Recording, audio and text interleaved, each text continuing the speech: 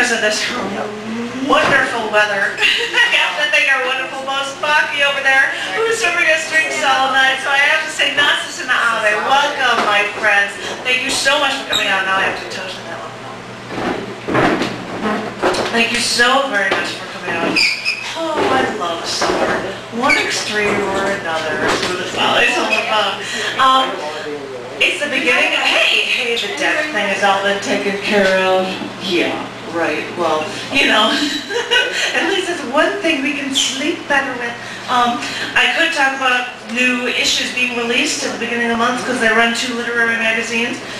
One of them is Down in the Dirt magazine, and the one I've had longer is CC&D magazine that just came out. And I have to show this one off because this cover of the globe and everything was something that was actually shot by John Yanko, and I think he just walked away. And they were also just released as 6x9 books, Moving the Earth and Catch Fire in the Treetops, which works so well with this, you know, temperate rainforest shot for the cover. So if you wanted to know anything about the magazines, you can come and bug me about it. I'm sure in the future weeks I might say other people's homes from it, but I'm going to try to keep it short and sweet. And John's not even around, so I'm going to have to stir it up on the other side. This bag, this precious bag, cerveza, whee! The awesome beer here too, so I will pass. This little bag is supposed to actually contain, like, it's filled with gold and bullion and coins and all this money because our phenomenal Billiero feature this evening deserves so much money. Yeah! Toss it over to you first because you're closest. Because you're closest. And because I trust you, my purse is there, I just stuff all of my money into it. Okay. That'd be the best. I'll use your purse then. Yeah, I'll just go to your purse and take all your money. So yesterday I went to an open mic where the theme was all about death and depression and stuff. And I read a few pieces, and somebody that was there yesterday, he's usually here on Tuesday nights at the cafe, he had actually asked me to read a piece of mine called Death Takes Many Forms, which I didn't read. But if he shows up, I might close it off with that. But I'm going to do one poem, a death-related piece. That was the point of this thing. This is a poem called You Left Me on Siesta Beach. Got a hotel overlooking Siesta Beach to see you. It was all about sand and sun and fun when we were together. But after spending all night on the beach with you last night, we argued and I screamed at you to leave me alone, and you stormed away. I couldn't tell if you were defiant or dejected when you left me at 4 a.m. But when I got back to my hotel overlooking the beach, I couldn't sleep. I called your cell at 5 a.m. It jumped to your voicemail. At 6, I heard sirens, so I looked out my hotel window overlooking the beach and saw the lights and 2 ambulances and a crowd circled the shoreline. My God, I thought, it was just an argument and we'd be okay. That can't be you. So I grabbed my phone and my keys and ran to the elevator. I stepped inside and heard 2 people talking about the unfolding news. I heard, they found a man washed up on the beach. He wasn't in swim clothes and he had no life vest, so they think he committed suicide. So I ran out of that elevator as soon as those doors would open, sprinted to the beach. At the edge of the crowd, I dialed your number again, and again, no response. I glanced to my right and saw EMTs and a gurney with a zipped body bag. I ran toward that body bag. A policeman stopped me. I begged. I said, I may know the victim. So he brought me over to the EMTs. They said the man had no identification.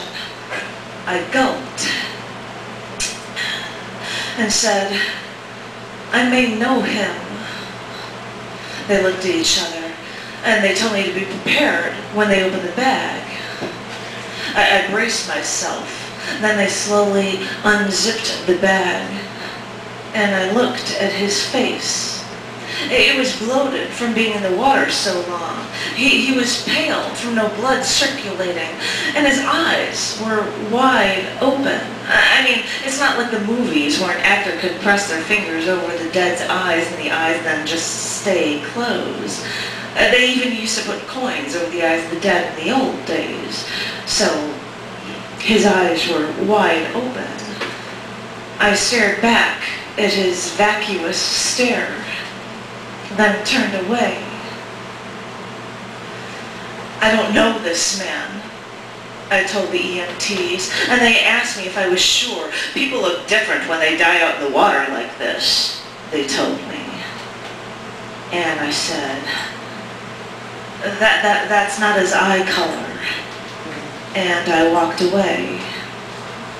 Now I wonder what really died that day, since I never heard from you again.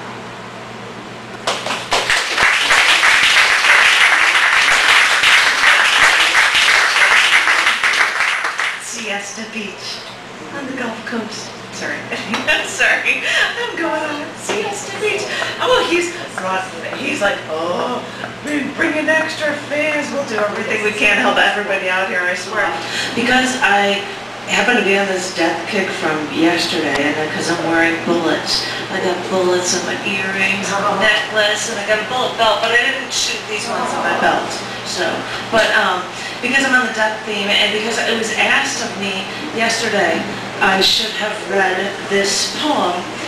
I thought I will pull it out from my collection book, Kuypers, and I read this poem that is called Death Takes Many Forms, which is also really good because right now we're all just dying from the heat right now because it talks about the seasons and being winter and cold, so you can be comforted in that, I guess. This is called Death Takes Many Forms.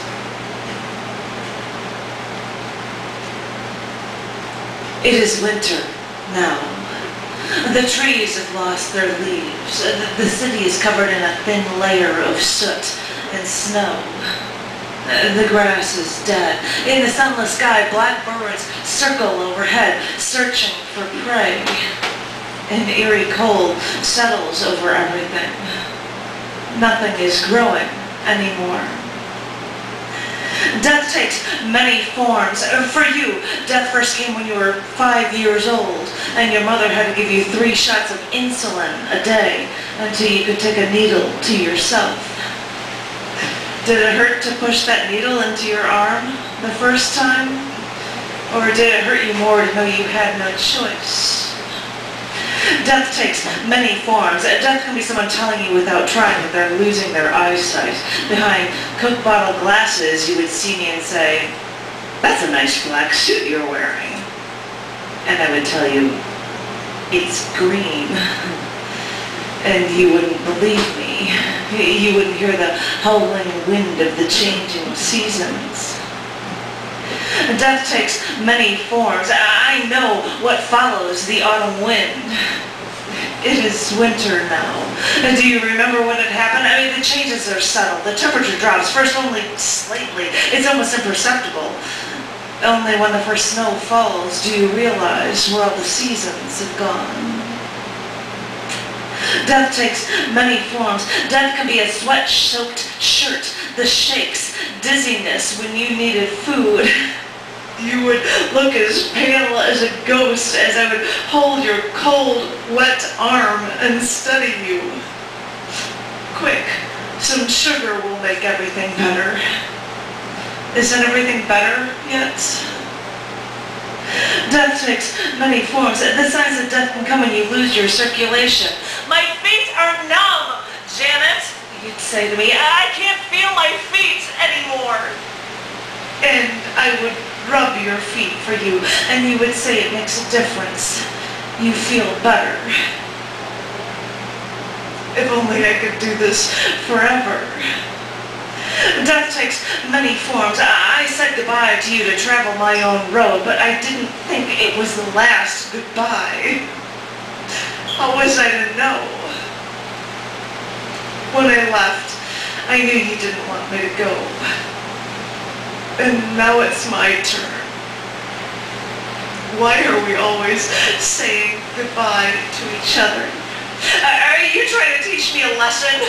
Because if you are, well, I've learned it. Trust me, I have. You can come back now. And death takes many forms, and now it seems you take me down with you. You take me down in a casket with you, and I'm running my hand along your jacket lapel. And I can feel the coldness of winter all around me, and I can hear them shoveling the dirt over my head, and I want to get out, and I want to take you with me. Death takes many forms. Duck me that hole you left. You know, right over there, just to the left. I keep wondering when the pain will go away, when everything will be better. You once showed me that winters could be beautiful. Instead of the dark and dirty snow lacing the city streets, you showed me a quieting snowfall over a lake at your parents' backyard, glistening in an untouched whiteness. I told you I hated winters, and you told me, this you don't hate. Well, I'm still learning. It is winter now, and death takes many forms. The seasons change for you and I. It is snowing, and something is ending. It is snowing. Somewhere it is snowing.